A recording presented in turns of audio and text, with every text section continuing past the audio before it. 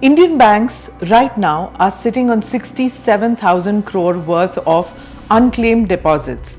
That's 67,000 crores, which for context is enough money to buy every Indian a samosa, a chai, and still have enough change left over for Mukesh Ambani to buy another yacht. And the worst part, most of that money belongs to senior citizens who just didn't claim it or messed up with their deposits.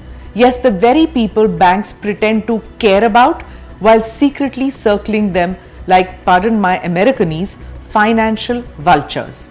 This is Quick Take, your quick guide. I'm Smita Prakash.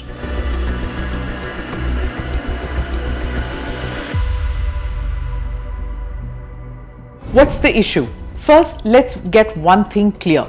This isn't black money. It's not secret Swiss accounts. It's your parents' savings, their FDs, their locker deposits, all stuck because banks are very good at paperwork, but your parents are, how do I put this politely, not great at remembering passwords and KYC deadlines. And banks absolutely love that because until someone claims it, they get to use it. It's like finding your nani or dadi's wallet and instead of returning it, deciding, well, I guess this is mine now. The examples. Why does this happen? Because your parents forgot to update KYC or they never put nominees on their accounts. Truth be told, they're never sure which is their favorite child. No, don't turn away. You know that is the truth.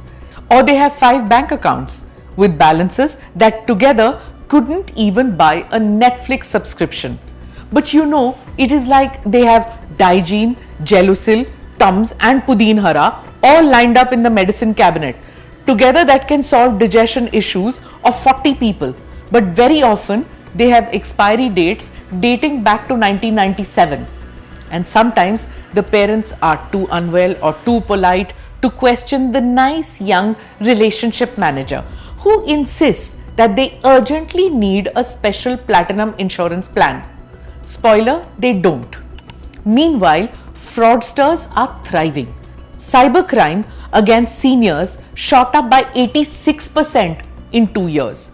That's not a warning sign, that's the damn fireworks display. And the NCRB says crimes against the elderly went up 9.3%, which means statistically your parents have a better chance of being scammed than of you returning their phone call. Gotcha, guilty.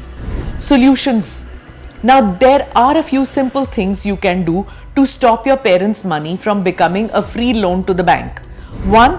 Do KYC early. Don't wait until the bank starts calling them every day like an obsessive ex. 2. Always update nominees. Otherwise, you'll spend months in court proving you are deserving of your mother's FD instead of her second cousin who last visited in 1983. 3. Close extra accounts. Nobody needs 4 bank accounts. 1 is enough. 2 if you're paranoid. 3 if you're Vijay Mallya. 4. Watch out for relationship managers because nothing says family betrayal like your dad accidentally signing up for a ULIP. Don't know what that is? It's okay. Unit linked insurance plan. It's a financial product that combines life insurance coverage with investment opportunities. Your parents don't need it. 5. Get SMS alerts and debit limits. If your parents think SMS is just for OTPs, explain. It's also a scam. Early warning system. 6. Make one folder with all the papers. Otherwise, when the time comes, you'll be digging through 14 almirahs, 3 suitcases, 1 suspiciously heavy Godrej locker. So remember, bank profits from laziness or confusion. Back to what I said in the beginning, 67,000 crores is not just a number. It's people's life savings. Your parents worked for it. Don't let it become a line item in some bank's annual profit record. Because if there's one thing worse than watching your parents struggle with UPI, it's watching their money vanish into a bank black hole. While a relationship manager calls to say, "Sir, may I interest you in a wealth management plan?"